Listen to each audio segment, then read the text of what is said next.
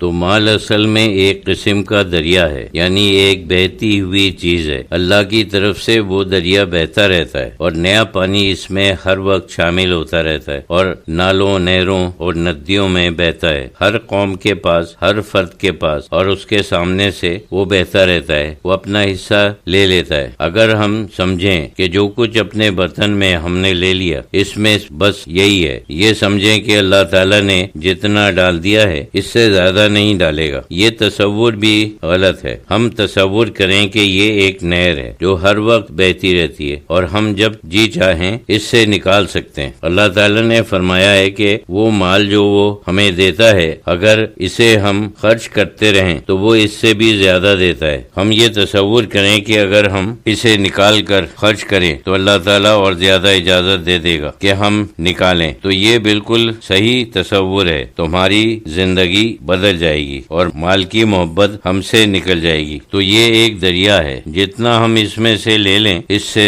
زیادہ اس میں موجود ہوتا ہے۔ شرط یہی ہے کہ ہم خرچ کرتے رہیں۔ اللہ تعالیٰ ہمارے ہی سامنے ایک نہر جاری کرے گا کہ جتنا چاہو اس میں سے نکالو۔ اس جانب یہ بھی سمجھانا ہے، اگر ہم یہ تصور کریں تو پھر یہ بات نہیں رہی بڑھاپے میں ہماری، یہ بات نہیں رہے بڑھاپے میں ہماری مال کی محبت جوان ہے۔ حضور صلی اللہ علیہ وسلم نے تنبیہ فرمایا کہ کبھی ایسا نہ ہو کہ تم میں یہ صورت پیدا ہو جس وقت سوچ کر سمجھنا یہ چیزیں صحیح ہیں اور ہمیں یہ کرنا چاہیے، سمجھو پہلا قدم ہے، لیکن نفس کی مخالفت دوسرا قدم ہے اور وہ پہلے قدم سے زیادہ مشکل ہے۔ سمجھو ایک سمجھ سکتا ہے کہ ہاں یہ چیز صحیح ہے، انسان کو اپنا مال خرچ کرنا چاہیے، لیکن کرنا جو ہے وہ دوسرا قدم ہے جو نفس کی مخالفت ہے۔ تو نفس کی مخالفت شروع میں مشکل معلوم ہوتی ہے، جیسے اگر کوئی شخص ٹھنڈے پانی کا عادی نہیں ہے تو شروع میں جب اس کو ٹھنڈا پانی میں ڈال دو تو وہ بہت گھبراتا ہے، بعد میں جب اس کی عادت ہو جاتی ہے تو وہ برداشت کر لیتا ہے۔ اسی طرح نفس کی مخالفت ہے، شروع میں تو سخت معلوم ہوتی ہے، بعد میں آسان ہو جاتی ہے۔ نفس کی مخالفت سارے روحانی کمالات کی جڑ ہے۔ نفس کی مخالفت جب ہوگی اور نفس زیر ہو گیا تو باقی سب منازل آسان ہیں، بس یہی ایک اہم کام ہے جو شروع میں ہونا چاہیے۔ تقریر ختم فرما کر حضرت صاحب نے فرمایا کوئی اور کچھ بات پوچھنا چاہتا ہے؟ ایک صاحب نے عرض کیا کہ ان صاحب سے کسی نے کہا ہے کہ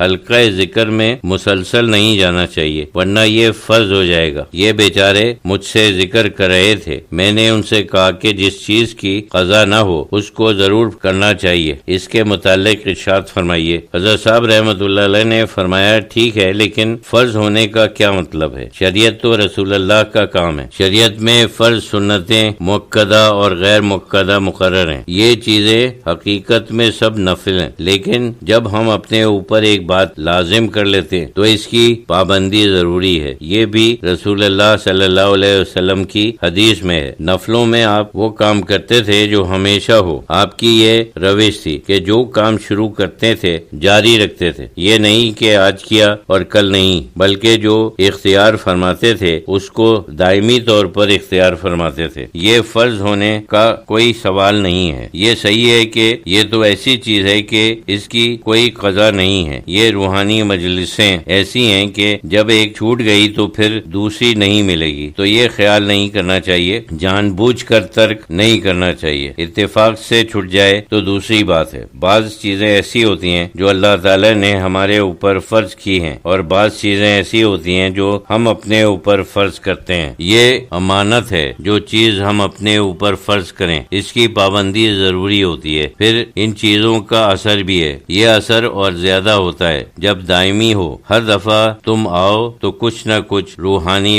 فیض اور برکت لے کر جاتے ہو، بیچ میں اگر ناغہ ہو جائے تو اس میں بھی کچھ کمی آ جاتی ہے، کبھی مجبوری ہو جائے تو دوسری بات ہے، لیکن اس قسم کے انوار جمع ہوتے رہتے ہیں اور جتنے جمع ہو جائیں اس میں اضافہ ہوتا ہے، خود بخود ایک پودے کی طرح وہ بڑھتے رہتے ہیں، پھر درخت بن جاتے ہیں۔ اسی طرح کی چیز ہے، اللہ تعالیٰ انسان کے قریب ہے لیکن حجابات، پردے ہمارے اندر ہیں۔ حلقہ ذکر، اذکار اور مجاہدے کرنا یہ صرف حجابات دور کرنے کی بات ہے، ورنہ اللہ تعالیٰ ہماری جان سے زیادہ قریب ہے۔ حضرت شہید اللہ فریدی رحمۃ اللہ علیہ نے دریافت فرمایا کہ پاک پٹن شریف میں کیسا رہا؟ پاک پٹن شریف میں کیفیت کیفیات کا ذکر ہونے لگا۔ حضرت شہید اللہ فریدی رحمۃ اللہ علیہ نے فرمایا کہ وہاں بھی یہ صرف حجابات دور کرنے کی بات ہے، جیسے انسان حاضری دیتا رہتا ہے وہ حجابات دور ہوتے رہتے ہیں، پھر وہ کیفیات تیز ہوتی ہیں، اور مقصد بھی یہی ہے۔ وہاں تو بابا صاحب رحمۃ اللہ علیہ کی مجلس ہے۔